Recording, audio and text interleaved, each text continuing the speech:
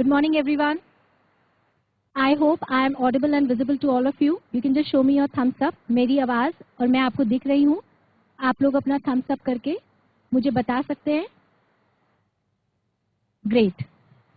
So welcome all of you, and we are absolutely delighted to have such an amazing personality with us. तो आज हमारे बीच में वो doctor आ चुके हैं जो हमें बहुत सारी चीज़ों के बारे में बताएंगे. Especially he will be briefing us about the adolescence, किशोरावस्था के बारे में सर आज हमें बहुत सारी चीज़ें बताएंगे. तो आज का जो पूरा का पूरा इवेंट है हम उसी के ऊपर बेस्ड करेंगे. जैसे कि अब हम सारे बच्चों को पता है कि अब एग्जाम्स आने वाले हैं and we have to do a lot of things to prepare for the studies. तो आज हम यहाँ पे खाली पढ़ाई की बात नहीं करेंगे क्योंकि पढ़ाई की बात आपके लिए आपके टीचर्स आपको स्कूल में कराते हैं. यहाँ पर आज हम वो बात करेंगे जो पढ़ाई के अलावा आप लोगों के ऊपर प्रेशराइज करी जाती है या आप लोग खुद मेंटल प्रेशर में आके बात करते हैं. तो उसी के लिए आज हमने यहाँ पे हमारे ऐसे डॉक्टर को बुलाया है जो हमारे बच्चों के लिए स्टेट मेंटल डायरेक्टर हैं. यहाँ पर assistant, he is the assistant director of the state mental authority from Uttarakhand DG health. So he will be there to assist us and without much ado we will be handling the mic to doctor Mayank Badola. Welcome, sir. Welcome to the studio. So he is MBBS MD in the community medicine. Right now, he is the assistant director for the state mental authority. So as far as the schooling is concerned, तो sir ने अपना Brightland school से 10th किया है and MBBS he is done from Tamil Nadu. Post graduation MD from the Himalayan Institute, Dehradun. He is also pursuing his PhD from DIT University. So, first of all, we are going to hand over the mic to Mr. PK Bisht, who is the Joint Director from MDM. So, sir will be assisting us in giving the introduction for Dr. Mayank Badola, and we are just handing over the mic to him. Thank you so much. मेरे साथ बैठे हैं doctor Mayank Badola जी और आपको जो RBS के RKS के programme national health mission के चलते हैं उसके बारे में डिटेल में बताएंगे और ये आपके सिलेबस में भी है. तो ये दोनों चीज हो जाएंगी कि आपके सिलेबस में भी है और आपको प्रत्यक्ष में बताएंगे भी और बहुत जरूरी भी है. ये जो कार्यक्रम हमारे स्कूल हेल्थ कार्यक्रम चल रहे हैं और RKS के कार्यक्रम चल रहे हैं इसके बारे में डिटेल से बताएंगे. तो मेरा अपने अध्यापकों से अनुरोध रहेगा कि ध्यान से सारे बच्चे जो बडोला साहब कहें उनकी बातों को ध्यान से देखें. और बहुत ही इम्पोर्टेंट चीजें बताई जा रही हैं कि जो किताबों से बिल्कुल हटके हैं और बहुत जरूरी है बच्चों के जीवन के लिए. तो बडोला साहब को मैं माइक देता हूँ. धन्यवाद. Thank you PK Bisht ji. Thank you Mansi, आपने मेरा इंट्रोडक्शन दिया, बहुत लंबा दे दिया. मैं सबसे पहले सबको नमस्कार करना चाहूँगा. आप सब अपना टाइम निकाल के यहाँ पे इकट्ठित हुए हैं और मैं चाहूँगा आप मेरी बातें थोड़ी देर के लिए ध्यान से सुनिए. ये सब आपके स्कूल में भी काम आएगा और एक जागरूक नागरिक बनने के लिए आपको पता होना चाहिए आपके अगल बगल सरकार द्वारा हमारे द्वारा क्या क्या एफर्ट्स करी जा रही हैं. आपको यही बातें जो आप यहाँ से सीखेंगे वो अपने घर परिवार और अपनी सोसाइटी में जहाँ आप रहते हैं, यदि आप किसी व्यक्ति को देखें किसी दिक्कत में तो उसकी कैसे मदद करी जाए यह सीखना बहुत जरूरी है. पढ़ाई दो तरह की होती है. एक है जो आप पढ़ लिख रहे हैं फिजिक्स केमिस्ट्री मैथ्स. एक है लाइफ स्किल. आपको घर में खाना बनाना आना चाहिए कि नहीं आना चाहिए. यदि आप आगे चलते हैं पढ़ाई करने बाहर जाते हैं तो क्या क्या केवल लड़कियों को ही कोई खाना बनाना सीखना है, क्या लड़कों को नहीं सीखना है? मैं इस बात को जी यहाँ से इसलिए शुरू कर रहा हूँ कि कुछ चीजें ऐसी हैं जो शायद हमारी पुस्तकों में नहीं लिखी हैं पर हर एक व्यक्ति हर एक बच्चे को आनी चाहिए. उनमें से एक प्रमुख चीज ये भी है कि हर एक को अपनी हेल्थ अपने स्वास्थ्य के बारे में जागरूक होना जरूरी है क्योंकि स्वास्थ्य सबका कभी ना कभी बिगड़ता है. आज तक कोई व्यक्ति ऐसा पैदा नहीं हुआ जो बिना बीमार हुए कभी उसकी डेथ हो गई, ऐसा नहीं है.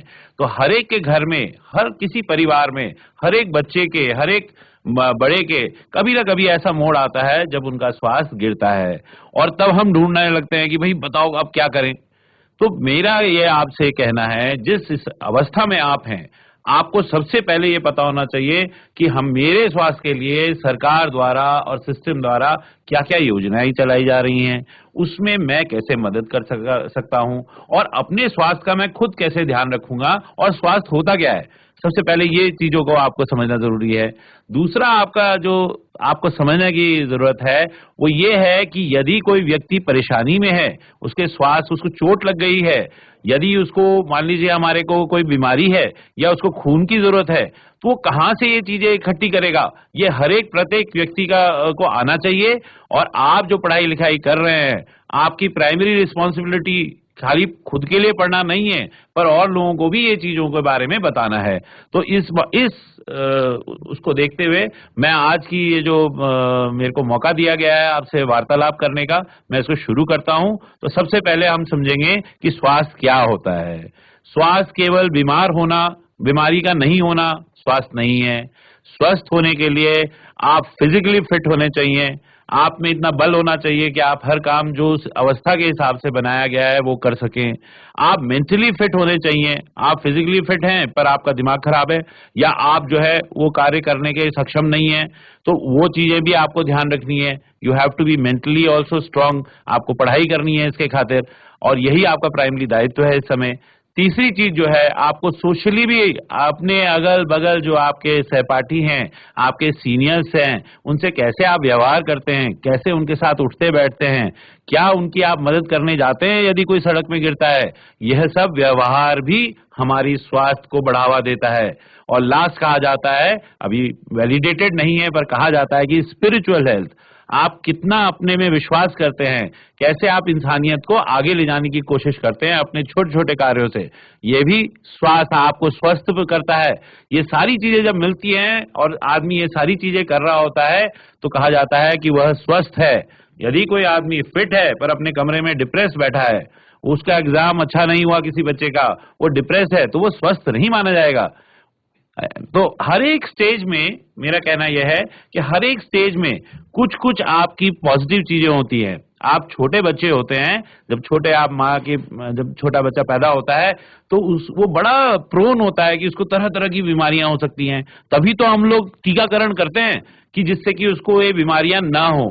तो इसका उस टाइम वो बड़ा फिजिकली बड़ा चैलेंज्ड होता है, उसको कोई भी बीमारी लग सकती है, तो उसके हमें बहुत ध्यान रखना पड़ता है। जैसे ही वो थोड़ा सा बाल अवस्था में आता है, थोड़ा बहुत वो अपने सहपाठियों के साथ छोटे प्राइमरी स्कूल में खेलता है, वो एक दूसरे से मिलते हैं, एक दूसरे से सीखते हैं, तो उसमें एक स्ट्रेंथ होता है, वो हर समय जिज्ञासा से भरा रहता है और वो सीखता है। जब वो आपकी अवस्था में आता है, आपकी अवस्था की सबसे बड़ी विशेषता यह है कि आप जितनी नई नई चीजों में अपने को एक्सपोज करेंगे, आपकी क्षमता, सबसे बड़ी स्ट्रेंथ इस समय यह है, आप जो चाहे इस समय सीख सकते हैं। आपका इस समय जो मेंटल दिमाग का विकास होता है वो अपार है। तो यह वो टाइम है जब आपको हर तरह की चीज करनी चाहिए, चाहे मैथ्स हो, साइंस हो, फिजिक्स हो, म्यूजिक हो, डांस हो, जो पसंद है, गेम खेलना वो भी करिए, आपको वीडियो गेम पसंद वो भी करिए। पर सबसे बड़ी वीकनेस इस अवस्था में यह है कि आप इस समय बहुत जल्दी चीजों के इन्फ्लुएंस में आ जाते हैं। अरे वो ये कर रहा था तो मैं भी यही करता हूँ, अरे वो गेम में आगे निकल गया तो उसने इतने घंटे खेला, मैं भी खेल सकता हूँ, इसमें क्या गलत है। तो हम लोग इस चक्र में जब फंसते हैं तो हमारे को एडिक्शन जिसे कहते हैं, इस तरह की बीमारियां जल्दी घेर लेती हैं, या हम जल्दी प्रभावित हो जाते हैं गलत चीजों से और वो लत बनने की स्थिति में आ जाते हैं। तो हमें इन चीजों से अपने को बचा के रखना है। फिजिकली मैं बताता हूं, आप जिस एज ग्रुप में हैं, 6 से लेके 12वीं क्लास के बच्चे, ये कभी बीमार नहीं हो सकते। आप बारिश में चल सकते हैं, आप पूरे दिन भर चल सकते हैं, आप पूरी एक्सरसाइज कर सकते हैं, सुबह से शाम तक खेल सकते हैं, सुबह से शाम तक पढ़ सकते हैं। आप बिल्कुल इस टाइम ऑप्टिमम फिटेस्ट कंडीशन में इस समय आपने को पाएंगे। पूरी लाइफ को अगर देखेंगे तो टाइम आप बिल्कुल फिट हैं और आप कुछ भी कर सकते हैं, आप जिस तरह की चीज है। तो आपका पहला काम यह है, यू शुड एक्सप्लोर। आपको एक्सप्लोर करना चाहिए आप किस में अच्छे हैं। आपने 100 चीजें करी, दिन भर में 5 चीजें करी, आपको पता चल जाएगा कि आप किस चीज में आप सबसे अच्छे हैं और उसी की तरफ अपना इंटरेस्ट बढ़ाएं और अपने को बिजी रखें। क्योंकि कहा जाता है कि जो खाली empty mind is a devils workshop. आपका दिमाग खाली रहेगा, आप जरूर कुछ ना कुछ ऐसी कारस्तानी करेंगे या ऐसी गलत चीजें में पड़ेंगे और जो ठीक नहीं है। दूसरा आपका प्राइमरी इंपॉर्टेंट चीज यह है कि आपकी संगत अच्छी होनी चाहिए। यदि आपको पता चलता है कि कोई व्यक्ति आपके साथ आपको गलत जगह या गलत काम करने के लिए कह रहा है, उसका साथ नहीं देना चाहिए। आप हमेशा एक दूसरे की मदद करें। अच्छे फ्रेंडशिप्स इस टाइम बनती हैं जो लाइफ लॉन्ग चलती हैं। आप अभी अपने दादा नाना इनसे बात करिएगा, उनके दोस्त ऐसे ही आपके स्कूल से पढ़े हुए आज तक दोस्त हैं। ये जो असली दोस्ती होती है ये इसी टाइम बनती हैं। तो दोस्त अच्छे होने चाहिए और उनके साथ आप खूब एंजॉय भी करिए। ये सारी चीजें अगर आप करते हैं तो आप हमेशा स्वस्थ रहेंगे। जो घर की बात है, जो आपको घर से देखनी है, वो ये है कि न्यूट्रिशन, खाना क्या खाना है। Nutrition is a choice. कभी भी ये ध्यान रखिएगा, चाहे टीवी कितना कहता रहे कोका कोला बड़ा अच्छा है और सस्ता हो गया है और इसमें ये स्कीम आ गई है, या पिज्जा कितना अच्छा है, क्या आपको लगता है कि आज से 10 साल पहले या 15 साल पहले कोई भी कोका कोला या पिज्जा मार्केट में मिलता था, या मोमो मिलता था, या ये राइट चॉइसेस नहीं है। ये मार्केटिंग के द्वारा आपको बहला फुसला के ये चीजों का इंपॉर्टेंस बढ़ाई जा रही है और खिलाया जा रहा है। अच्छा खाना क्या होता है और कैसे आप डिसाइड करें कि क्या खाना अच्छा है क्या नहीं है। सबसे पहली चीज ये ध्यान रखिएगा, जिस चीज के लिए ना बार बार टीवी और हर माध्यम से बोला जा रहा है ना कि यही सबसे अच्छी चीज है, आप ये समझ जाइए, ये बड़ा समझने का दिमाग का गेम है कि ये क्यों इतनी बार बोला जा रहा है। कोई अच्छी चीज होती है, मान लीजिए गुलाब जामुन है, कोई अच्छी कोई मिठाई है, आप खाएंगे आपको पता चल जाएगा कि ये बहुत अच्छी है और मजा भी आएगा और आप इंजॉय करेंगे। पर कोई चीज जो आपको ना समझ में आ रही है या उसमें टाइम लग रहा है टेस्ट डेवलप करने में, या वो मौसम के हिसाब से नहीं है, आज आम नहीं मिल रहे हैं पर आपको खाना है, तो ये चीजें ठीक नहीं है। तो क्वालिटी क्वांटिटी, आप कभी मार्केट जाते हैं आप देखते हैं ना कि कैसा है ये, अगर सेब भी लेना है तो ये पिचका हुआ तो नहीं है, ये हरा तो नहीं है, इसकी क्वालिटी क्या है, क्या साइज है, अंदर से खोखला तो नहीं है, ये सारी चीजें देखते हैं ना। जब आप खुद खरीद के लाएंगे तब आपको पता चलेगा एक क्वालिटी खाने के लिए क्वालिटी इंग्रेडिएंट्स उसके अंदर क्या डल रहा है वो अच्छा होना जरूरी है। तो इन चीजों का हम लोग अक्सर ध्यान नहीं देते। आपकी मम्मी देती होंगी, आपके हो सकता है पिताजी जाके लाते हैं खाना, पर आपको भी इंटरेस्ट लेना चाहिए, क्योंकि पहली बात जो आपके मुंह से अंदर जा रहा है, जैसा आप खा रहे हैं, जैसा आप अपनी इंद्रियों से देख रहे हैं सुन रहे हैं, वो सब आपकी बॉडी को अफेक्ट करता है। एंड बॉडी इज टेम्पल, एक मंदिर की तरह होती है बॉडी। अगर आप उसका जो जो उसमें डालेंगे वैसे ही आप बन जाएंगे। आप खाना अच्छा रखेंगे, स्वादिष्ट रखेंगे, फ्रेश खाएंगे, जो घर में बन रहा है कैसा भी बन रहा है, देखिए कभी खराब नहीं बन सकता। कोई भी माँ बाप नहीं चाहेगा अपने बच्चे को कि वो बीमार हो जाए। वो हमेशा स्वच्छ साफ बनाएगा, किसी भी स्टेज में हो, गरीब हो अमीर हो, हर कोई चाहेगा कि उनके बच्चे अच्छे रहें, है ना। तो वो खाना हमेशा, और जिस सीजन का खाना है, आज के टाइम माल्टा मिल रहा है, सर्दियां शुरू हो रही हैं, तो हम तो भारतवर्ष में रह रहे हैं, भारतवर्ष में इतने सारे सीजन्स हैं, हर एक सीजन के हिसाब से खेती है और हर एक पीरियड के हिसाब से जो उपज होती है वो हमारे लिए सबसे ज्यादा उपयुक्त है। सरसों का तेल, हमारे यहाँ सरसों इतनी उगती है, सरसों का तेल हम लोग खाते हैं, तो कोई जरूरी है हमें बाहर से इंपोर्टेड कोई तेल लेना पड़े। तो हमारे को ये भी ध्यान रखना चाहिए कि हमेशा सीजनल फ्रूट्स, सीजनल सब्जी, अगर आजकल बथुए का साग खाया जा रहा है तो बथुए का खाना चाहिए। एक तो वो सस्ता होगा, दूसरा वो प्रचुर मात्रा में इस समय मिलेगा, और वो उस सीजन को बियर करने के लिए, उस टाइम को निकालने के लिए सबसे अच्छी चीज है। माल्टा में प्रचुर मात्रा में विटामिन सी है, संतरों में खट्टी चीजें हम लोग इस समय इसलिए खाते हैं जिससे हमारी जो डेफिशिएंसी हो सकती है, सूर्य की किरणें कम है, विटामिन डी की कमी है, वो सब वो फुलफिल करता है। हमारी बोन्स वीक हो जाती है विंटर्स में, उनको ब्रिटल होने से रोकता है विटामिन सी। तो हमारे यहाँ जो संस्कृति में आज तक चलते आया है, जिस तरह का खाने का घर में आप जो परिवार में खाते हैं वो सबसे अच्छा खाना होता है, बशर्ते कि किसी होटल में मजबूरी में खाना चाहिए। होटल में चाहे बाहर से आप कॉल करके मंगा रहे हैं, मैं ये नहीं कह रहा कि बिल्कुल बंद कर दीजिए। आप हर चीज, मैंने कहा ना पहले कि सब चीजें टेस्ट करनी है, सारे एक्सपीरियंसेस ले रहे हैं, खाइए, पिज्जा भी खाइए, मोमो भी खाइए, पर महीने में एक बार, वो भी केवल अपना स्वाद चखने के लिए। इसको आप अपनी हैबिट नहीं बना सकते।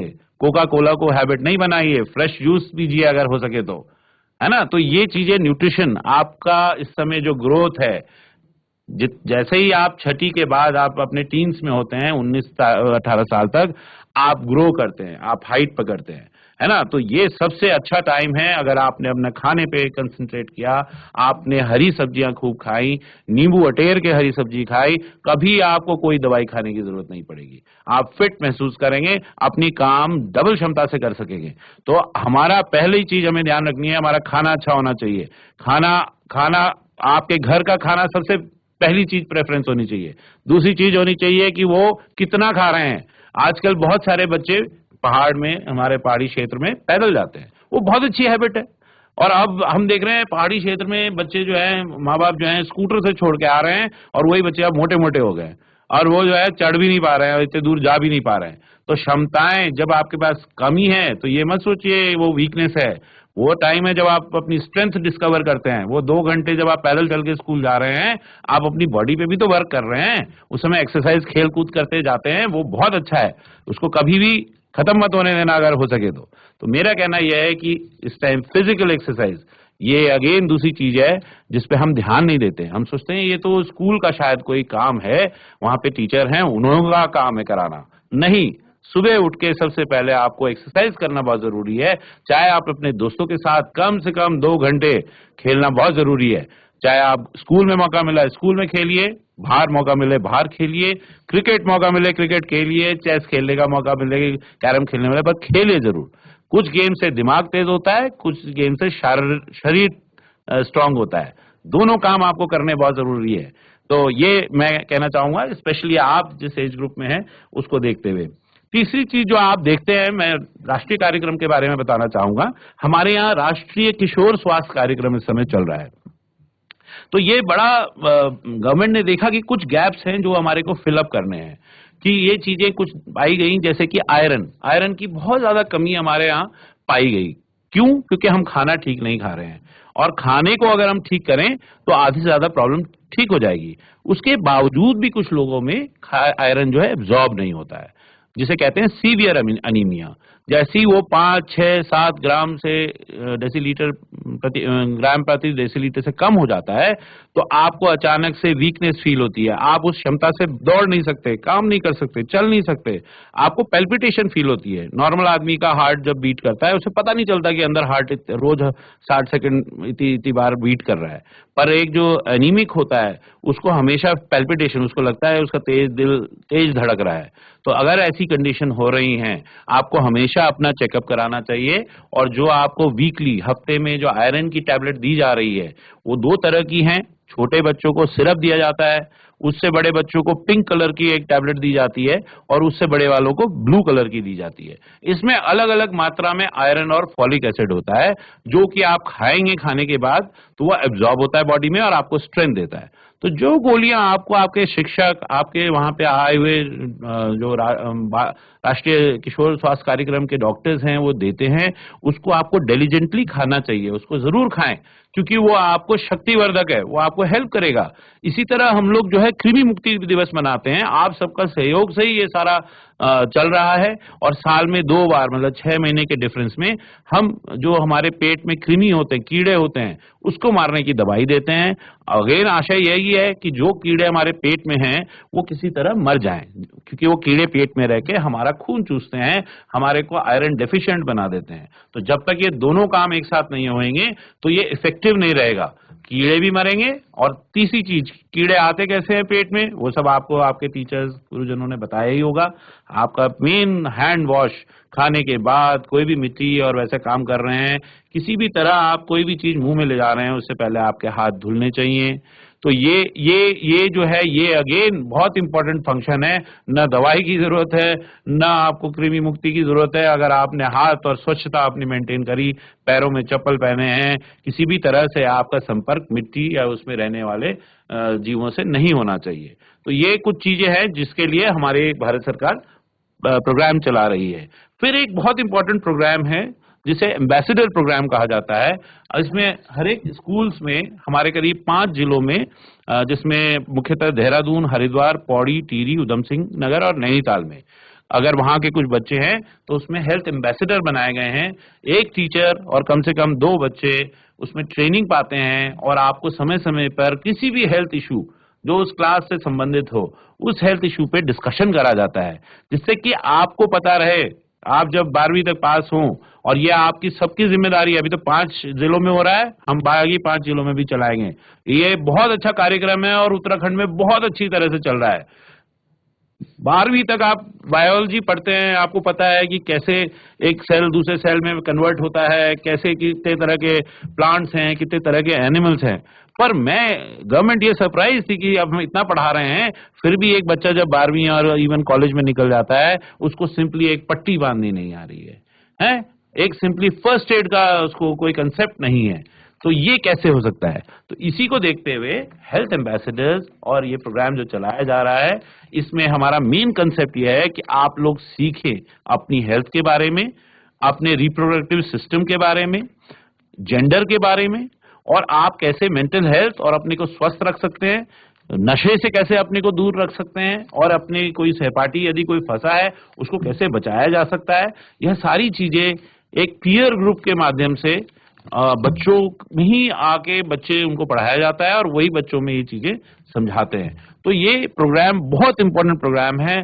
मैं आशा करता हूं बच्चे इसमें बढ़ चढ़ के काम करें, इसमें एज एन एम्बेसडर चले, न सिर्फ अपने सहपाठियों के लिए बट अपनी सोसाइटी के लिए, जहां से वो आते हैं, जिस जगह रहते हैं। आपने देखा होगा 2 साल पहले MR कैंपेन एक चला था, मीजल्स रूबेला के इंजेक्शन लगे थे आप सभी को। वो इस वजह से लगे थे क्योंकि इस समय अगर वो इंजेक्शन लगा देते हैं तो आपको आपके वयस्क होने तक इस तरह की कोई भी बीमारी नहीं होगी। और देखिए कितने सारे बच्चों को इंजेक्शन लगे, कितने सारे डॉक्टर्स आए, कितने टीचर्स ने उसमें सहयोग किया, और पूरे इंडिया में हम लोगों ने फर्स्ट सेकंड प्राइज हम लोगों ने उसमें लिया। हमारे आज के टाइम में आप लोग सब उससे प्रोटेक्टेड हैं। तो ये क्यों हो पाया? क्योंकि आप ही लोगों ने अपने ही जैसे बच्चों को ढूंढा और उनको लाया और स्कूल में जाके ये सब प्रोग्राम कराया। तो मैं इस पावर को मानता हूं। आपने जो काम किया है आप वही अपने घर में, अपने सोसाइटी में बताएं तो बहुत अच्छा होगा। तीसरी चीज जो मैं आपको जागरूक करने के लिए देना चाहूंगा वो ये है कि हर बच्चे को फर्स्ट एड और खून कहाँ से मिलता है। यदि कोई एक्सीडेंट हो जाता है आपके सामने, पहले अपने को सेव करें, फिर उस व्यक्ति का यदि आप कर सकते हैं तो उसकी मदद करें। उसका अगर खून निकल रहा है तो सबसे पहले उसमें कपड़ा रख के दबा दें जिससे कि वो खून का रिसाव बंद हो जाए। ये 3 चीजें यदि कोई भी रास्ते चलते बिना पढ़ा लिखा आदमी भी कर दे ना तो एक आदमी की जान बचती है। और ये किसी एक्सीडेंट बता के नहीं आता, किसी के साथ भी हो सकता है, कभी भी हो सकता है। आप रास्ते चल रहे हैं और पीछे से किसी ने मार दिया, आप एक जगह से दूसरी जगह जा रहे हैं, गाड़ी पलट गई, अक्सर देखा जाता है, हमारे पहाड़ी क्षेत्रों में रोज हो रहा है। पर कितने लोग वहां मदद करने आ रहे हैं, कितने लोग उस समय जब एक्सीडेंट हुआ है वहां खड़े होके मूक दर्शक न बन के, वीडियो न बना के वहां मदद कर रहे हैं। मैं बड़े गर्व से कहता हूं हमारे उत्तराखंड में सब लोग बहुत प्रोटेक्टिव हैं और सब एकजुट होकर हेल्प करने आते हैं। ये बात अच्छी है, पर उसके साथ साथ ये ज्ञान भी होना जरूरी है कि एक आदमी की यदि जान बचानी है तो और क्या क्या चीज होनी है। मसलन सिर में चोट लगी है, सिर को नहीं हिलाना है, गर्दन को नहीं हिलाना है, जरा भी आप हिलाएंगे तो उसकी डेथ हो सकती है। कोई चीज अंदर घुस गई है उसको कभी नहीं निकालना है। उस समय अक्सर लोग क्या करते हैं, तुरंत निकालते हैं, उससे खून जो है बाहर आने लग जाता है। ये 2-3 चीजें हैं। फिर आपको टॉर्निके रस्सी से बांध के, अगर हाथ में चोट लगी है, रिसाव हो रहा है, इस जगह टाइट से रस्सी या कपड़ा बांध दीजिए। कम से कम अस्पताल जाते जाते उसका खून रिसाव नहीं होगा, उसकी डेथ नहीं होगी। ये बेसिक चीज है जो आपको हमेशा मौके मिलेंगे सीखने के, अभी नहीं मिले हैं तो आगे मिलेंगे, पर इसको सीखिएगा जरूर क्योंकि ये बहुत इंपॉर्टेंट स्किल है। ये आप सीखेंगे तो किसी न किसी की जान जरूर बचाएंगे। और दूसरी चीज, खून कहाँ उपलब्धता है, कहाँ मिलता है, उसके लिए कैसे डोनेशन करा जाता है, उसका क्या प्रक्रिया है, ये सब जिज्ञासा आपके अंदर होनी चाहिए। और मैं समझता हूँ आप इसको सीखेंगे भी। खून ब्लड बैंक्स में रखा जाता है, उसकी मैचिंग होनी होती है। ऐसा नहीं किसी का खून किसी को दे सकते हैं, वह आपने पढ़ाई होगा अपने बायोलॉजी के सेशंस में। और उसको कितनी क्वांटिटी, थोड़ा सा लिया जाता है और उसको आप कई 4 आदमियों का, 5 आदमियों की जान बचा सकते हैं। आज के टाइम में सिंगल आदमी को एक खून की बोतल दूसरे को ऐसे डायरेक्ट नहीं चढ़ाई जाती है और सारे खून की टेस्टिंग होती है जिससे एक से दूसरे को किसी तरह की बीमारी ना चले जाए। खून को आप 1 से 150 दिन, 120 दिन तक प्रिजर्व करके रख सकते हैं, फ्रिज में रखा जाता है। और जब जरूरत पड़े, जिसके अंदर से बहुत ज्यादा रिसाव हो गया है, तो खून उसको चढ़ाया जाता है। क्योंकि हर किसी का खून हर किसी को नहीं चढ़ सकता और खून किसी फैक्ट्री में मैन्युफैक्चर नहीं होता। इसलिए खून हमेशा एक आदमी से वॉलंटरली, बिना पैसे मांगे, अगर कोई किसी की जान बचाने के लिए बैंक में डिपॉजिट करना चाह रहा है अपना खून, तो वेलकम है। आप अगर फिट हैं, स्पेशली मैं 9, 10th, 11, 12 के बच्चों से कहूंगा, तो जरूर अपने आप को ब्लड बैंक में एनरोल कराइए। वहां पे एक रजिस्टर होता है। दो चीजें आपको फायदा होगा। एक तो फायदा होगा वहां पे आपको चाय बिस्किट मिलेंगे, दूसरा आपको वहां पे जाके आपको आपका ब्लड ग्रुप पता चलेगा। कभी खुदा ना खास्ता कोई दिक्कत हो तो आपको पता रहेगा आपका ब्लड ग्रुप क्या है। और तीसरी चीज जो ये है कि अगर आपका नाम और ब्लड ग्रुप वहां लिखा रहेगा, तो यदि किसी व्यक्ति को प्रॉब्लम होती है और उसे कोई डोनर नहीं मिल रहा है, तो आपके फोन पे कॉल आएगा, आप चाहें तो वहां जाके खून अपना दे सकते हैं। और ये मैं स्पेशली जो युवा अवस्था में जाने वाले अपने 11, 12 के बच्चों से कहूंगा, हमेशा रेडी रहिए। ये खून जो है हमारा लगातार बनता रहता है, and you are the fittest. आप इस टाइम बिल्कुल फिट कंडीशन में होते हैं। कभी श्रिंक नहीं करना, कोई मांगता है बिल्कुल देने जाना, और ये बहुत अच्छा परोपकार का काम है, किसी की जान बचाना। तो ये कुछ चीजें थी सर जो मैं आपके माध्यम से बच्चों को बताना चाह रहा था। मैं एक इम्पॉर्टेंट चीज, स्पेशली जो हमारी किशोरियां हैं आज यहाँ पे बैठी हैं, उनको भी मैं समझाना चाहूंगा कि आप लोगों को अपना मासिक धर्म के दौरान बहुत हाइजीन का ध्यान रखना बहुत जरूरी है। साथ में जो सैनिटरी पैड्स आपको आशा कार्यकर्ती के थ्रू दिए जा रहे हैं मात्र 6 रुपए में, उनका आप यूजेज जरूर करिए। वो एक हाइजीन तरीका है, और इससे आपका जो देखेंगे आपकी क्षमताएं भी भरेंगी। और मैंने अक्सर और हर प्लेटफॉर्म में कहता हूं कि जितना स्वास्थ्य का देखभाल करना एक मेल लड़के की जिम्मेदारी है, उतना आपकी भी है। आपको भी बिल्कुल नियम से एक्सरसाइज और खेलना चाहिए। लड़कियां क्यों पीछे रहेंगी किसी चीज में? तो ये एक बहुत इंपॉर्टेंट चीज है अपने को फिट रखने के लिए, मेंटली एंड फिजिकली। आप तभी तो काम कर पाएंगे जब आप खेलेंगे कूदेंगे और साथ में अपनी फिजिकल फिटनेस अच्छी रखेंगे। और कभी भी, स्पेशली फीमेल्स के लिए कहूंगा, आप चाहे कोई भी कुछ भी कहता रहे, ये आयरन की गोली आप लोग बिल्कुल 100% लेंगे। इसको आपने बिल्कुल ऐसे नहीं लेना है कि ये क्यों दे दी हमारे को गोली। और इसको आप ट्राई करिए, अगर किसी को एसिडिटी होती है तो खाने के बाद लीजिए। कुछ आपको ज्यादातर खाने के बाद ही दिया जाता है, नहीं है तो आप उसको रख के खाने के बाद जरूर खाएं। और मैं एक फीमेल से अगेन कहूंगा, आपको न्यूट्रिशन के बारे में बहुत अच्छी जानकारी होनी जरूरी है। कल आप ही ने परिवार चलाना है, आप ही ने चॉइस पैदा करनी है कि क्या अच्छा है क्या बुरा। अगर आपने अपने आप को एजुकेट नहीं किया यहाँ 12th तक रहते रहते कि कौन सा खाना अच्छा होता है कौन सा बुरा, तो ये आपकी पढ़ाई बेकार रहेगी। तो मेरा कहना है, क्वांटिटी, कौन सा खाना कितना खाना चाहिए, क्या क्या चॉइसेस आपके पास अवेलेबल हैं, कितनी क्वांटिटी में खाना है, क्या अच्छा है क्या बुरा है, इसकी पहचान आपको होनी बहुत जरूरी है। घर के कुटे हुए मसाले बेटर होते हैं कि एमडीएच का बाहर का पैकेट, घर के कुटे हुए मसाले। तो ये चीजों का डिफरेंस जब आप सोचेंगे तब आपको पता चलेगा, और तब आप उसको अलंकृत करिए, अपने अंदर लाइए। पढ़ने से कुछ नहीं होता जब तक आपने उसको करके नहीं दिखाया। तो मेरा मोटा मोटा यही सजेशन है कि देखिए, गवर्नमेंट अपनी तरफ से हर तरह से प्रयास कर रही है किशोरों के स्वास्थ्य की रक्षा करने के लिए, पर आप कितना अपना ध्यान रख रहे हैं इस पे सारा प्रोग्राम निर्भर करता है। और दूसरी चीज जो बहुत इंपॉर्टेंट है आज के टाइम में, माननीय प्रधानमंत्री, हमारे स्वास्थ्य मंत्री, सब इसके पीछे आप देखते होंगे हर एक सेशन में बात होती है। एक नशे का जो कारोबार और सिस्टम जो उत्तराखंड में फैलता जा रहा है, ये कैसे दूर हो, इसके बारे में आप सब सोचिए। आप चाहे इसके लिए हमारे को, मैं आपको ईमेल एड्रेस दूंगा, यदि कोई सजेशन हो, यदि आपको लगे कोई बच्चा इस तरह का हो रहा है, और यदि कोई भी कंफ्यूजन हो, आप अपनी चीजें उसमें सिंथेसाइज करके आपस में वाद विवाद और डिस्कशन करके हमें कोई सजेशन दीजिए, क्योंकि ये बहुत घातक प्रॉब्लम है। ये चीज ऐसी है, आप और चीजें करके बच सकते हैं, पर एक नशा ही एकमात्र चीज है जो मैं कहूंगा किसी भी किशोर को नहीं करना चाहिए, ट्राई भी नहीं करना चाहिए। स्पेशली मैं ड्रग्स की बात कर रहा हूं, बीड़ी, सिगरेट, अल्कोहल, ये सारी आदतें आज के टाइम में हमारे युवा को खत्म कर रही हैं, खोखला कर रही हैं, आने वाली पीढ़ी को खत्म कर देंगी। ये इस नशे के अगेंस्ट आपका पूरा नेगेटिव अप्रोच होना चाहिए, पर उस व्यक्ति के प्रति नहीं जो एक्चुअली इसमें ग्रसित है।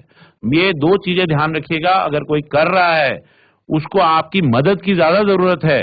वो आपके अगर मदद मांगता है, आपको हर संभव मदद करनी है। चाहे अपने मदर फादर से बात करिए, चाहे उसको सजेस्ट करिए डॉक्टर से मिले जो नियरेस्ट है, पर उसको आपने तिरस्कार नहीं करना है, उसको अपने साथ रखना है और उसको पूरी ट्राई प्रयत्न करना है कि वो ये चीजें छोड़े, क्योंकि ये एक बहुत खतरनाक चीज है। और आजकल मैंने देखा है, ये मत सोचिएगा कि ये पता नहीं शायद दिल्ली में होता है, वहां होता है। मैंने कर्णप्रयाग, चमोली, पिथौरागढ़, हर जगह मैंने छोटे छोटे बच्चों को इसका आदी होते हुए और अपनी लाइफ खराब करते हुए देखा है। इसको कभी भी ट्राई नहीं करना है, इसको देखना तक नहीं है। और जो व्यक्ति इस तरह का फैलाने की कोशिश कर रहा है, चाहे बड़ा हो चाहे छोटा हो, उसका तुरंत आप अपने टीचर प्रिंसिपल से शिकायत जरूर करेंगे, रिटर्न में करेंगे। मैं ये चाहूंगा कि आप जब तक इसके लिए बिल्कुल एग्रेसिवली इसके अगेंस्ट नहीं होंगे, ये चीज खत्म होने वाली नहीं है। और ये केवल अपनी आदत की बात है, क्या मुझे करना है क्या नहीं करना है। अगर आपने डिसाइड कर लिया तो लाइफ लॉन्ग आप कभी भी इस जाल में नहीं फंसेंगे। कुछ चीजें होती हैं जिससे बचा रहना ही समझदारी है, और ये उनमें से एक है। Thank you Negi ji, thank you Mansi ji. अब मैं चाहूंगा कि अगर कोई क्वेश्चन हो जी, मैं 1-2 मिनट अगर आप एक नंबर मैं देना चाह रहा हूं। आप सभी बच्चों से मेरा निवेदन है, ये देखिए, ये पहला है टोल फ्री हेल्पलाइन नंबर 104। ये तो बहुत सिंपल है, 104 आप लिख सकते हैं अपनी कॉपियों में। सभी बच्चे लिखें तो ज्यादा अच्छा है। कभी भी स्वास्थ्य संबंधी कोई दिक्कत है, आपको नहीं पता चल रहा कि पास में कौन सा पीएचसी है, कौन सा स्वास्थ्य केंद्र है मेरे, आपको कोई भी तरह के क्वेश्चन मन में आते हैं, आप यहाँ पूछिए। ये सुबह 8 से शाम को 8 बजे तक ये चलता है। आपको कोई सुविधा नहीं मिल रही है, आप यहाँ पे शिकायत भी कर सकते हैं। पहला नंबर तो सीधे फोन से उठा के 104 डायल करेंगे, लग जाएगा। यदि वो ना लगे तो दूसरा नंबर है 1800 180 1200 1800 180 1200। तो ये 2 नंबर है जिसमें स्वास्थ्य से संबंधित आपको पता करना है। एक पीएचसी में कितना पैसा लिया जाता है ओपीडी में, आप पूछ सकते हैं। कितनी देर में एम्बुलेंस आएगी, आप पूछ सकते हैं। आपको किसी भी स्वास्थ्य से संबंधित कोई क्वेश्चन हो, आप यहाँ पे जरूर पूछें। दूसरा नंबर जो है वो डी एडिक्शन के लिए है। यदि आपसे आपके सहपाठी या आप खुद कभी नशे से ग्रसित हो जाएं, आप लत को छोड़ नहीं पा रहे हैं, तो ये 14446 ये नंबर है, इसमें आप कॉल कर सकते हैं।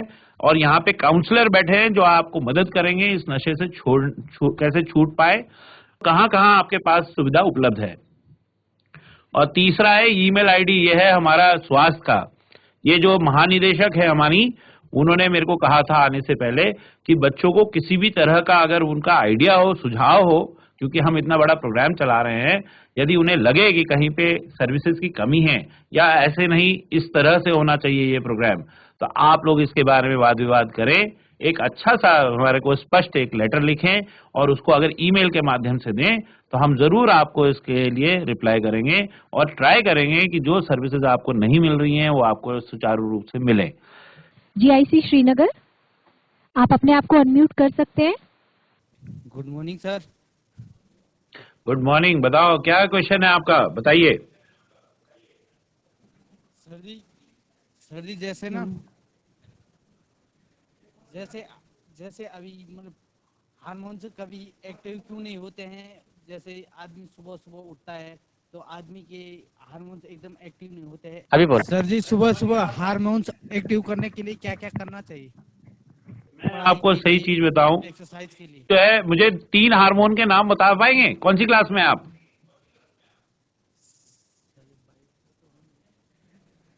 किसी को पता है पूरी क्लास में हार्मोन, 3 हार्मोन के नाम, इसी जहां पे आप बैठे हैं? चलो मैं बता देता हूं, कोई बात नहीं, कोई बात नहीं, मैं बताता हूं आपको। थायराइड हार्मोन है, मेलाटोनिन हार्मोन है, ठीक, ईस्ट्रोजन हार्मोन है, प्रोजेस्टेरोन हार्मोन है। हार्मोन की खासियत क्या है कि ये बहुत सूक्ष्म, बहुत थोड़ा सा ये हमारी बॉडी में सिक्रीट होता है और बहुत बड़ा इफेक्ट लाता है पूरी बॉडी में। मसलन थायराइड है, अगर ये कम हो जाए तो हमारी बॉडी में जो हमारी पाचन क्षमता है वो कम हो जाती है। हम जो है, हमें नॉर्मल टेम्परेचर में भी ठंडा लगने लग जाएगा, ठंड में तो छोड़ ही दो, हमारा वेट बढ़ने लग जाएगा। तो ये एक हार्मोन, एक ड्रॉप की वजह से इतना सारा चेंजेस आता है आपका। तो ये जो चीजें हैं 90% टाइम्स ऑटोमेटिक होती हैं। कब उसको निकलना है, कब उसको सिक्रीट होना है और कब उसका यूटिलाइजेशन होना है, ये हर समय सतत प्रक्रिया चलती रहती है। पर जैसे मेलाटोनिन हार्मोन है, ये हमारा जब निकलता है रात के समय तो इससे दो चीजें होती हैं। एक तो हमारा जो है नींद इंड्यूस होती है, दूसरा सुबह 4 बजे ग्रोथ हार्मोन रिलीज होता है, वो हमारे को लंबाई देता है। वो हमारे को मेलेटोनिन नींद अच्छी देता है तो ग्रोथ हार्मोन हमारे को लंबाई, हमें लंबा होने में मदद करता है। तो इसी तरह से ईस्ट्रोजन और प्रोजेस्टेरॉन है जो मासिक धर्म है लड़कियों में, वो ल्यूटिनाइजिंग हार्मोन, एफएसएच, ये 3 अलग हार्मोन हैं जिनकी एक साइकिल बनती है और उसकी वजह से उनको मासिक धर्म होता है। इसी तरह हमारे यहाँ अंदर प्रोजेस्टेरॉन निकलता है जो हमें बल देता है, शक्ति देता है, हमारी मसल्स को अच्छा करता है। ये सारे तरह तरह के जो केमिकल्स हैं हमारी बॉडी में लगातार निकलते रहते हैं। कुछ को हम कंट्रोल कर सकते हैं पर मैक्सिमम को हम नहीं कंट्रोल कर सकते हैं। पर हमारा जो प्राइमरी काम है, जैसे कहा जाता है सुबह 4 बजे ग्रोथ हार्मोन निकल रहा है, सुबह 4 बजे उठ के जो है सबसे अच्छी पढ़ाई होती है, ये ऐसे ही नहीं बनी है ये चीजें। आपको सुबह उठ के खेलना चाहिए तो आपकी जो ये हार्मोन, जो आपके केमिकल्स अंदर इतने सारे काम कर रहे हैं, पाचन प्रक्रिया चला रहे हैं, आपकी सांस ले रहे हैं, आपका हार्ट बीट कर रहा है, ये सबको स्ट्रेंथ प्रोवाइड करने के लिए आपको एक्सरसाइज बहुत बहुत जरूरी चीज है। और एक्सरसाइज के अलावा अपना अगर आप योग वगैरह भी करना चाहें तो वो मेंटली आपको स्ट्रांग करेगा और बहुत सारे हार्मोन जो हमारे ब्रेन से निकलते हैं उनको आप कंट्रोल कर पाएंगे। तो ये एक चीज है जिसको मैं समझूंगा, ये दो चीजों पे आप ध्यान रखेंगे तो हार्मोन्स आपके कंट्रोल में रहेंगे। जी ऐसी Tapovan. Good afternoon sir. Sir my name is Saumya. Sir मुझे पूछना था किस आयु में किशोर अपनी औसत लंबाई को प्राप्त कर लेता है? देखिए हर एक व्यक्ति जो है ना उसका अलग अलग स्ट्रक्चर है, सब एक जैसे तो नहीं होते हैं, है ना। तो मोटा मोटा ये मान के चलिए जैसे ही आप टीन्स में आते, 13 साल से लेके 21 साल तक, इवन 22 साल तक देखा गया है कि लोग ग्रो करते हैं, बढ़ते हैं, हाइट लेते हैं। तो ये आपका जो पीरियड है ये वेरिएशन बहुत ज्यादा है, सब में अलग अलग क्षमताएं होती हैं, पर मैक्सिमम जो ग्रोथ स्पर्ट है वो 16 साल से 18 साल या 20 साल के बीच में पाया जाता है, जब अचानक से आपकी जो है ग्रोथ एकदम से होती है।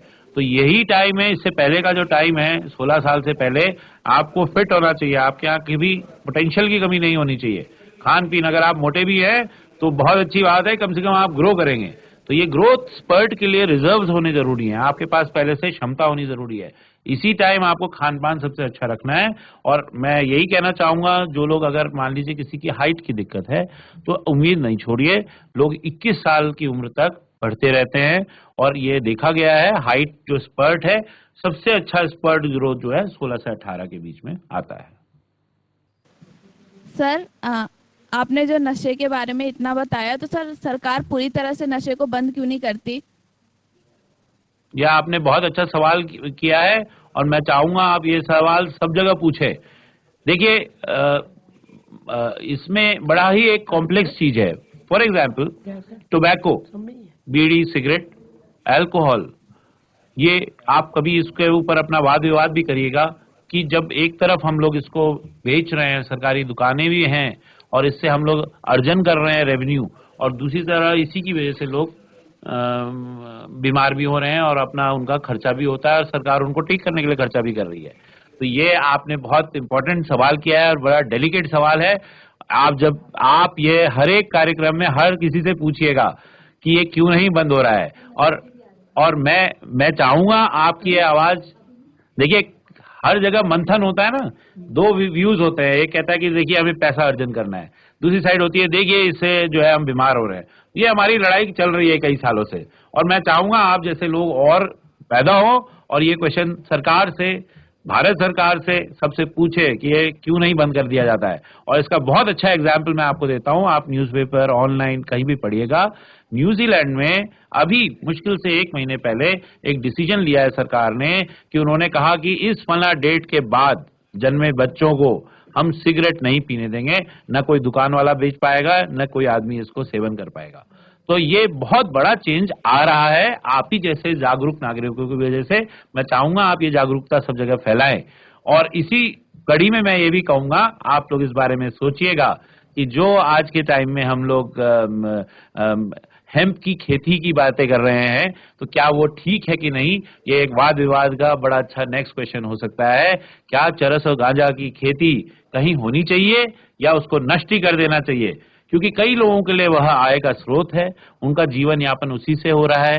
टोबैको के पीछे तंबाकू के मजदूर हैं जो गांव जंगल में जाके तंबाकू लाते हैं और उनका पूरा जीवन यापन उस तंबाकू से ही हो रहा है। तो ऐसी चीजों के बारे में वाद विवाद होना बहुत जरूरी है पब्लिक प्लेटफॉर्म में, और मैं चाहूंगा हर एक स्कूल में एक वाद विवाद प्रतियोगिता हो और उसमें जो सबसे अच्छा परफॉर्मेंस करे उनका ऐसे यहाँ पे कहीं पे भेजा जाए। Thank you sir. आपका नाम? Saumya ji. Yes sir. Good good Good good afternoon, sir. Question. Sir, good afternoon, sir. My name is Shivam. I study in class 7. हाँ, मेरा क्वेश्चन ये था कि सर किशोर अवस्था में हमारी कौन कौन सी चीजें विकसित होती हैं, क्या क्या विकास होता है हमारे अंदर? देखिए, मानसिक विकास सबसे प्रखर तरीके से होता है। मैं बार बार आपको बोल रहा ना, फिजिकल स्ट्रेंथ और मेंटल स्ट्रेंथ दोनों ही, आपकी दोनों चीजें बहुत बहुत बड़ी हो सकती हैं, प्रोवाइडेड आप उन पे टाइम स्पेंड करें। एक एथलीट आप कभी भी देखिएगा, किसी भी, सचिन तेंदुलकर को ले लीजिए, कोई भी, अभी वो आप आजकल पर्वतारोही एक है हमारे उत्तराखंड के, वो जा रहे हैं हिमालय में। सब लोगों ने 15-16 साल में ठान लिया था कि मैं ये बनूंगा। जिसने ठाना कि मेरे को ये इस फील्ड में सबसे बेस्ट बनना है, डॉक्टर बनना है, वो बन जाता है। बस आप इस बार डिसाइड कर लीजिए कि मैं इतने घंटे पढ़ूंगा, इतना सारा मैं बियॉन्ड द कोर्स जाके भी पढ़ूंगा। आज के टाइम में गूगल है, व्हाट्सएप है, आप सब कुछ पढ़ सकते हैं सारा। आज के टाइम में कोई चीज खरीदने की जरूरत नहीं है, एक फोन होके रहते हैं। आप कितना कम अपना मोबाइल गेम खेलेंगे ये आपको डिसाइड करना है। खेलते रहेंगे तो मोबाइल गेम खेल के आप कभी नहीं डॉक्टर बन सकते, ये मैं आपको लिख के दे दूं, और ये आपको भी पता है। तो आप जितना टाइम बुक्स के साथ स्पेंड करेंगे, आप शिक्षा के फील्ड में अच्छे हो जाएंगे। जितना टाइम अपनी बॉडी, आप नहीं है पढ़ाई में अच्छे, आपको ड्राइंग पसंद है, आप जितना ज्यादा ड्राइंग में अपने को डीप जाएंगे, आप हो सकता है कल को आर्किटेक्ट बन जाएं, हो सकता है आप कल को जाके बहुत अच्छे आर्ट बन जाएं, आर्टिस्ट बन जाएं, है ना। आप जितना टाइम जिस फील्ड में, म्यूजिक में जाएंगे, इतना अथाह सागर है, इतने बड़े बड़े म्यूजिशियंस हमारे यहाँ पैदा हुए हैं, पर उन्होंने 15-16 यही आपकी एज में डिसीजन लिया कि मैंने यही करना है। और जितना ज्यादा टाइम उस स्किल को डेवलप करने में आप लगाएंगे, जो हाथ का काम है वो हाथ से बार बार करके ही आता है, जो ब्रेन का काम है वो ब्रेन को बार बार यूटिलाइज करके आता है। तो ये सबसे इंपॉर्टेंट चीज है। आप जो चाहे वो बन सकते हैं, और दोनों क्षमताएं आपके यहाँ प्रचुर मात्रा में है इस समय। बाद में जब आप थोड़ा एज हो जाती है, आप थोड़ा मिडिल एजेस में आते हैं हम जैसे, तो आप इतनी जल्दी फ्लेक्सिबिलिटी नहीं होती है। मुझे कह दे भागने के लिए, शायद मैं ना आपसे आगे नहीं भाग पाऊंगा। अब मुझे कह दें कि आज ये सब्जेक्ट पढ़ लीजिए, मैं नहीं पढ़ पाऊंगा। जिसका मुझे ज्ञान है उसी में ही मैं ज्यादा बातें कर पाऊंगा। तो ये चीजें जो है अभी आपकी क्षमता है, आप इसमें करिए, एक्सप्लोर करिए कि आपको अच्छा क्या लगता है और फिर उसी को परस्यू करिए, आप वो बन जाएंगे। GSC Gairsain. Good afternoon sir. Sir मेरा नाम सृष्टि है, मैं जीआईसी गैरसेन से हूँ। मेरा क्वेश्चन है कि जैसे आपने कहा कि इस कंडीशन में हमें सब कुछ करना चाहिए, पर जो बच्चे गलत संगत में चले जाते हैं वो तो वो वापस कैसे आए? देखिए, गलत संगत, आपने बिल्कुल बहुत अच्छा क्वेश्चन पूछा है। देखिए, ये प्रैक्टिकल क्वेश्चन है। आपने या तो महसूस किया होगा, देखा होगा किसी को, और आप मदद करने की कोशिश भी करी होगी, पर आपको पता नहीं चला कैसे करें। तो ये बड़ा रेलेवेंट क्वेश्चन है। देखिए, मैं आपको 3 चीजें बताता हूँ। देखिए, कोई भी नशा है वो शुरू होता है कि ट्राई करने के लिए, कि हम जिज्ञासा से वर्ष करते हैं कि अरे यार ये देखो, ये बड़ी अच्छी चीज है, या वो मेरा सीनियर है वो कर रहा है, या साथ के बच्चे कर रहे हैं, हम भी करके देखते हैं, कुछ तो होगा नहीं। तो शुरू यहाँ से होता है। तो पहली चीज तो ये जो आपके अंदर थॉट आता है ना, ये रोकना है। कोई अगर पहली बार आपके साथ, आप अगर बिगड़े हैं, दूसरे को मत बिगाड़िए। और अगर आपको दिख रहा है एक आदमी गलत संगत में जाने वाला है, उसको रोकिए। पहला काम तो यहाँ होता है, प्रिवेंशन, है ना। क्योर, दवाई देने से अच्छा है कि हम उसका पहले इलाज कर लें। आयरन की गोली खाने से अच्छा है कि हम खाना अच्छा कर लें, है ना। उसी तरह नशे की आदत में किसी को जाने से पहले ही रोक दिया जाए, वो सबसे इंपॉर्टेंट स्टेप है। और आप एक इंडिविजुअल काम कर सकता है। 3 चीजें कर सकते हैं आप। एक तो उसको पहले आप उसको बताएंगे ये गलत कर रहे हो। दूसरा कि मैं तुम्हारा साथ नहीं दे रहा हूँ, भले कितने अच्छे दोस्त हैं, हम आपका साथ नहीं देंगे। और तीसरा, आपके बड़े शिक्षक, आपके बड़े घर में बुजुर्ग हैं, उसके भी घर में बुजुर्ग हैं जो उसकी हेल्थ के लिए रिस्पॉन्सिबल हैं, उनको आप बताएंगे, डिस्कस करेंगे कि ये इस तरह का काम कर रहा है। जैसे ही ये चीज खुल के आती है, पहली बात तो वो उस लत में नहीं पड़ेगा। दूसरा, नशे के साथ क्या होता है, जब आपने एक बार अगर ट्राई भी कर लिया और आपको कुछ नहीं हुआ, तो आदमी सोचता है कि दूसरा व्यक्ति उसको प्रोत्साहित करता है कि आप एक बार और ले लीजिए। ये जो दूसरी बार वाला सिस्टम है, ये आपको बिल्कुल रोकना चाहिए। आपको समझ जाना चाहिए गलतीवश किसी से अगर ऐसा हो भी गया है, वो कोई क्राइम नहीं करा है उसने, पर वो कभी भी आपको दोबारा वो चीज नहीं ट्राई करनी है। लाइफ में ये प्रण कर लेंगे ना, आपको जो चीज अच्छी नहीं लगी खाने पीने में, उसको आप दोबारा कभी नहीं करेंगे। ये अगर आपने प्रण कर लिया तो वो बात वहीं खत्म हो जाएगी। तीसरा वो व्यक्ति हैं जिनको आप जानते हैं, जो जो जानबूझ के पैसा कमाने के लिए आपको नशे की तरफ ले जा रहे हैं। क्योंकि नशा एक ऐसी चीज है, चरस, गांजा, स्पेशली मैं कहूंगा इंजेक्टेबल दवाइयां, ये सब नशे का कारोबार है। वो आपको जानबूझ के दिया जा रहा है, कोई खुशी के लिए नहीं दिया जा रहा है। वो इसलिए दिया जा रहा है कि कल को आप उसकी लत में लगे और आपसे वो पैसा ले और उससे वो पैसा ले लेके अपनी पूर्ति करता रहे। ऐसे व्यक्तियों को आपको सावधान रहना है।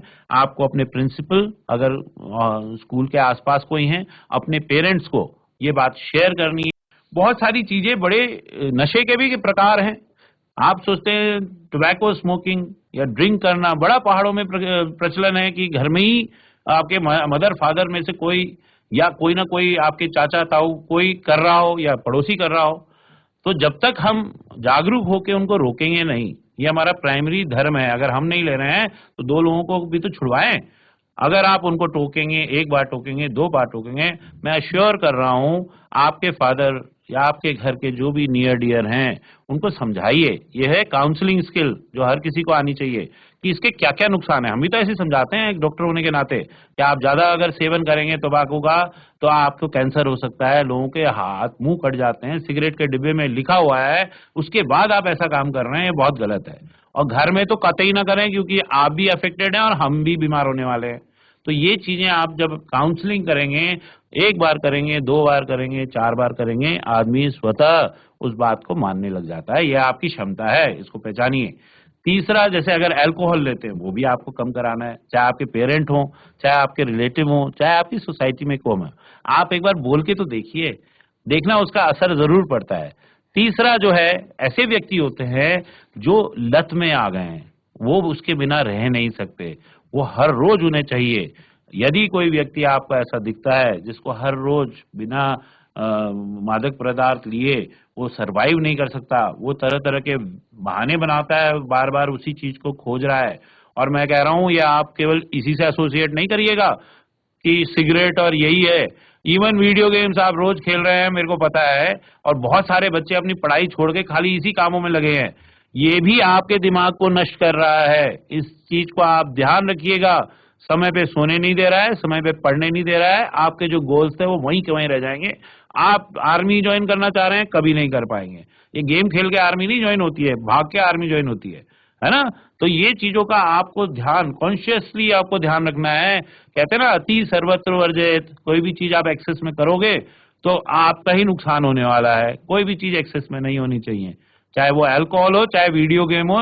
इवन मैं कह रहा, अच्छी चीजें भी एक्सेस में होती हैं। आप सुबह से रात तक खेलते रहिए, आप नुकसान में जाएंगे, आपकी जो है क्षमताएं कम हो जाएंगी। तो कहने का मतलब यह है कि एक्सेस नहीं होने देना है। और देखिए, जो व्यक्ति बिल्कुल उसमें बह गया है, वो अपने को कंट्रोल नहीं कर रहा है, ऐसे व्यक्ति को आपको 100% डॉक्टर से मिलवाना जरूरी है। उनका विधिवत इलाज होना बहुत जरूरी है। अगर वो इलाज नहीं होगा, वो नहीं बच पाएंगे, उनकी किसी न किसी कारण आकस्मिक मृत्यु हो सकती है। ये आपको ध्यान रखना है। और आप हर जगह इंटरवीन नहीं कर सकते, पर जो आप कर सकते हैं वो ये है कि आप बोल के, काउंसलिंग करके ये स्किल को समझिए। और इससे आप अगर बोलेंगे, जरूर कोई भी एल्डर होगा वो आपकी बात को नकार नहीं पाएगा। और पढ़िए इसके बारे में, क्या क्या नुकसान हो सकते हैं, आपकी किताबों में सब लिखा है। और उसको बोलना भी सीखिए कि राइट टाइम पे राइट एडवाइस अगर आदमी को मिल जाए, सही समय पे सही अगर हिदायत किसी को मिल जाए, क्या पता आप किसी का भविष्य चेंज कर दें, क्या पता वो सारी चीजें एक दिन में ही छोड़ दे। मैंने अपने पिताजी के साथ किया। मेरे पिताजी 20 साल तक सिगरेट पीते थे, फिर मैंने उनके डिब्बे फेंकने शुरू करे और उसके बाद उन्होंने रेस्ट 45 डेज, एक दिन में सिगरेट छोड़ी और उन्होंने कभी भी सिगरेट टच नहीं करी। तो ये आप कर सकते हैं। ये केवल बोलना और समझने की बात है, और ये बड़े आसानी से हो जाता है। करके देखिए एक बार। Good afternoon sir. सर मेरा सवाल ये है कि ना, किशोर अवस्था में ना, जैसे छात्र छात्राओं के शरीर में क्या क्या परिवर्तन आते हैं? देखिए, परिवर्तन तो फिजिकल और मेंटल दोनों आते हैं, है ना।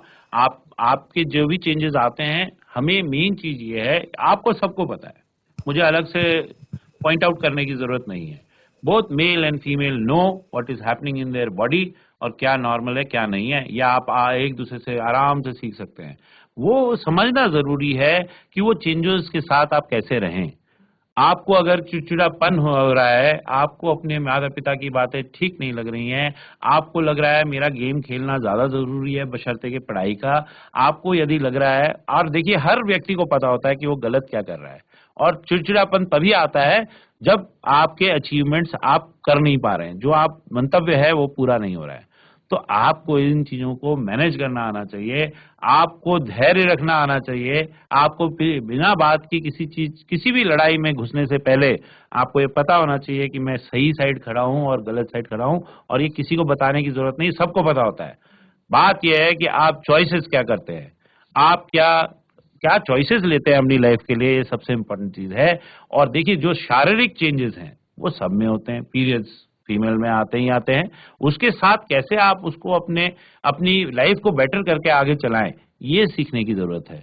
कैसे आप उस सब प्रॉब्लम्स के बाद भी अपने को आगे लेके जा रहे हैं, ये समझने की जरूरत है। कभी अपने साथ जो विकलांग है कोई व्यक्ति, उससे सीखे ना।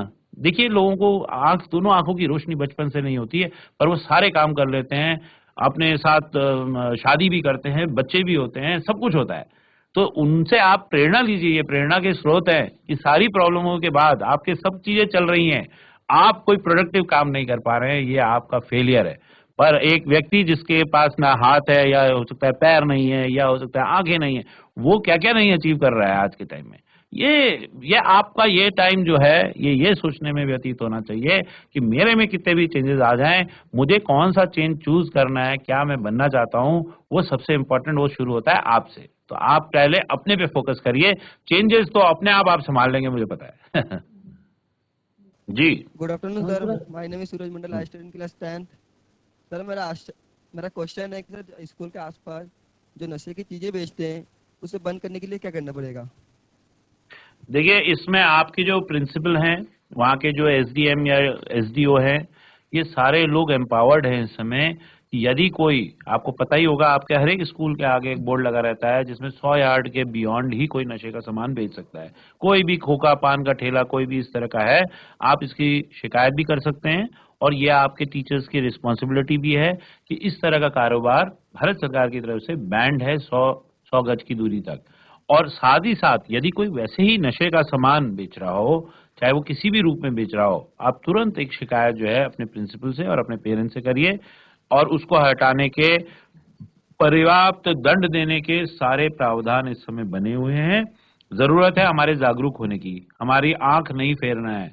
जब कभी ऐसा कोई व्यक्ति दिखे जो संदिग्ध है, और चाहे वो किसी भी तरह से आपको कोई नशे की पुड़िया या कोई चीज देना चाह रहा है, ऐसे व्यक्ति को आपको बिल्कुल ईयर मार्क करना है कि ये आदमी गलत काम कर रहा है, और अपने पेरेंट्स, टीचर्स को सबको बताना है। इन चीजों से सावधानी बरतनी बहुत जरूरी है। मैं ये कहूंगा, आप सीधे उसे नहीं कन्फ्रंट करेंगे, उससे सीधे वार्तालाप नहीं करना है, आप जरूर बीच में अपने पेरेंट्स, अपने प्रिंसिपल और अपने टीचर्स को लाइए। क्योंकि क्वेश्चंस बहुत सारे आ रहे हैं और सर के पास अभी ज़्यादा टाइम नहीं है, तो अगर कोई हम ऑलरेडी बहुत सारे क्वेश्चंस देख चुके हैं, so we will try sir कि आपका फिर हमें कभी टाइम मिल जाए, क्योंकि जिस तरीके से बच्चे आपसे बात करने के लिए उत्सुक हो रहे हैं, जनरली हमारे बच्चे इतने उत्सुक नहीं होते हैं। आज हम देख रहे हैं कि बहुत सारे हैंडलेस ऑप्शंस आ रहे हैं, और उनको इन चीजों में और जागरूकता है, देयर इज अ डेफिशिएंसी। और बहुत अच्छी बात है, वो पूछे, ये आपका माध्यम बहुत अच्छा है, एंड थैंक यू सर, आप लोगों ने इतना अच्छा प्लेटफॉर्म बनाया और मुझे बुलाया। ये चीजें बहुत कॉमन है, और ये इनका सोल्यूशंस ऐसी बात से निकल जाते हैं। तो ये तो आपका बहुत अच्छा प्रयत्न है, और मैं इसके लिए बधाई देना चाहूंगा। किसी स्कूल का नाम नहीं लेना चाहूंगी क्योंकि उन्होंने मना किया है मुझे नाम लेने के लिए। किसी बच्चे का सर क्वेश्चन आया है मेरे पास अभी व्हाट्सएप पे, वो बच्चा ये पूछना चाहता है कि उसके घर में उसके फादर अल्कोहलिक हैं, और अल्कोहलिक इस हद तक है कि वो नहीं घर में माहौल अच्छा रखते हैं, जिसकी वजह से बच्चे की पढ़ाई हैम्पर हो रही है। तो हमारी सरकार उसके लिए क्या कर रही है, ये बच्चे का क्वेश्चन है।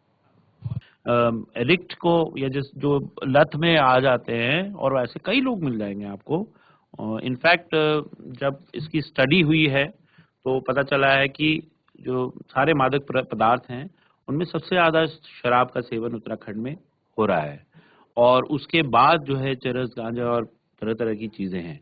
इनफैक्ट अभी ये भी पता चला है कि जो चीज़ें पहले यहाँ उपलब्ध भी नहीं थी, क्योंकि हम पंजाब, हरियाणा और बगल में यूपी में जहाँ खेती भी होती है इन चीज़ों की, मादक पदार्थों की, वहाँ से भी हमारे यहाँ बहुत सारे लोग इससे ग्रसित हो रहे हैं। तो ये बड़ा कॉमन प्रॉब्लम है।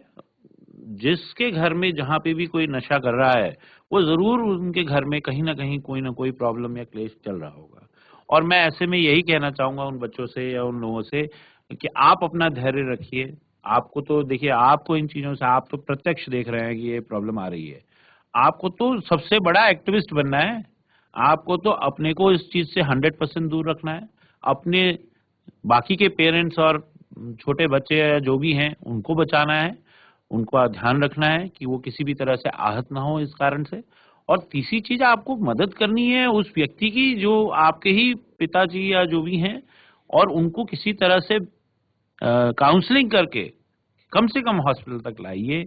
उन्हें कहिए एक बार आप कम से कम दिखाएं तो सही, क्योंकि पर्याप्त इलाज है। हम उनको रखते हैं, वहाँ दवाइयाँ हैं जिसमें अगर कोई शराब पीता है तो उसको तुरंत उल्टियाँ आने लग जाती हैं, वो पी ही नहीं पाता है। इस तरह की दवाइयाँ उपलब्ध हैं। उसको पहले हमें देखना पड़ता है कि किस स्तर तक वो ग्रसित है इस शराब से या जो भी मादक पदार्थ है, और कैसे हम उसे छुड़ाएं। क्या क्या किया जा सकता है। दवाइयाँ एक तरीका है, साथ में काउंसलिंग और रेगुलर फीडबैक। यदि कोई व्यक्ति एक हफ्ते आपके कहने पे रोक रहा है तो बहुत अच्छा काम कर रहा है ना, वो कम से कम रोज तो नहीं कर रहा है। वो अगर वही महीने भर रोक दे या साल भर रोक दे तो कितनी बड़ी बात है। तो ऐसे करके एक बच्चे को जैसे आप समझाते हैं, इसी तरह बच्चे भी अपने बड़े आदमी को, अपने घर के परिवार सदस्य को समझाने की कोशिश तो कर सकते हैं। और इसमें देखिए, हर चीज कन्फ्लिक्ट से नहीं होती, हर चीज लड़ाई। कोई आदमी हो सकता है परेशान हो सकता है उसके साथ कोई व्यक्तिगत दिक्कत हो। आप यही क्वेश्चन अगर उनसे पूछेंगे कि जब आपके पास कोई दिक्कत नहीं तो आप ऐसा क्यों कर रहे हैं, उल्टा आपकी वजह से हम दिक्कत में आ रहे हैं। जब आप खाली ये बैठ के ये पूछ लीजिए, ये 4 क्वेश्चन पूछ लीजिए, आप देखेंगे उसमें चेंजेस आने लग जाते हैं। और यदि वो इतनी ज्यादा लत से ग्रसित है और वो सुनने को तैयार नहीं है, तो आपको डेफिनेटली अपने अगल बगल इष्ट लोग जो आपको मानते हैं, आपके एक्सटेंडेड फैमिली, पहले तो मैं उन्हीं को कहूंगा, फिर मैं कहूंगा आपके टीचर्स, साथ में मैं कहूंगा जितने सोसाइटी के वहाँ पे मेंबर्स हैं, इन सबका आपको सहायता लेनी पड़ेगी और किसी तरह उनको हॉस्पिटल में लेके जाइए। आज के टाइम में इवन हमारी सरकार भी इस चीज से आहत है और पूरा प्रयत्नरत है कि हम जो भी नशा है किसी भी तरह का हो, उसको छुड़ाने के लिए हम प्रोग्राम चला रहे हैं। फॉर एग्जाम्पल, टोबैको स्मोकिंग के लिए अगर कोई बीड़ी सिगरेट बहुत लेता है तो वहाँ पे काउंसलर बैठे हैं आपके पीएचसी सीएचसी में, जो उनको बताएंगे कि आप नशा कैसे छोड़ सकते हैं, और उनके साथ लगातार रहेंगे जब तक कि वो पूरा छोड़ के खत्म नहीं करते हैं। इसी तरह शराब के लिए भी इस समय व्यापक अभियान चल रहा है, और इसमें भी हम लोग पूरी तरह से, अगर आप हॉस्पिटल जाते हैं तो पूरा इसमें सहयोग प्रदान करते हैं डॉक्टर्स। मैं ये जरूर कहूंगा कि देखिए, हर फैसिलिटी में हर चीज नहीं हो सकती। जैसे आप भिन्न भिन्न हैं, हो सकता है वहाँ पे डॉक्टर, उनका थिंकिंग, उनकी पढ़ाई अलग अलग हो सकती है, पर कुल मिला के मैं ये कहूँगा, आप यदि उन्हें सीएचसी, कम्युनिटी हेल्थ सेंटर, सामुदायिक स्वास्थ्य केंद्र या उससे ऊपर के किसी अस्पताल में ले जाते हैं तो जरूर उनको फर्क पड़ेगा, उनको दवाई भी दी जाएगी। आपको इसके लिए एक डॉक्टर से मिलना बहुत जरूरी है। तो आपका पूरा प्रयत्न होना चाहिए कि आप अपने पिताजी को कहें कि पिताजी, अब हो गया है बहुत, अब आपको दवाई की जरूरत है, अब इसको बंद करिए। और कैसे आप उनकी मदद कर सकते हैं, उनको रास्ते दिखाइए और बार बार टोकिए। टोकना आपका, टोक ही सकते हैं आप, तो ये काम आपको जरूर करना चाहिए। Thank you so much sir. सीधा सीधा दिख भी रहा है कि ये कितना हमारे लिए फ्रूटफुल एंड यूजफुल रिजल्ट्स लेके आए हैं। So before we end the program, I would like to request बिश sir. Thank you so much sir. Thank you so much.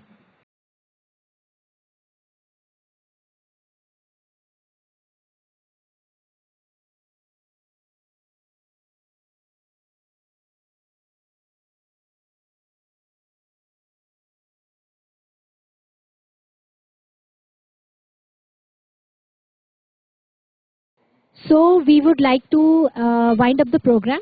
But before that, we will definitely request Badola sir to please visit us once again so that हमारे बच्चों को आपका फिर से बात करने का मौका मिले. So thank you so much sir for joining us today, and thank you all the schools and all the teachers and all the principals for being there in the program. We would like to thank all the students who asked the questions and brought their heart out in the feelings of the questions. We can even see that. So before we end up the program, once again we would like to thank Dr. Mayank Badola for being there with us, and sir, again we would like to request you to please visit us once again. और हमें संपर्क में रहें. Thank you so much sir. Thank you everyone. Take care. Bye bye.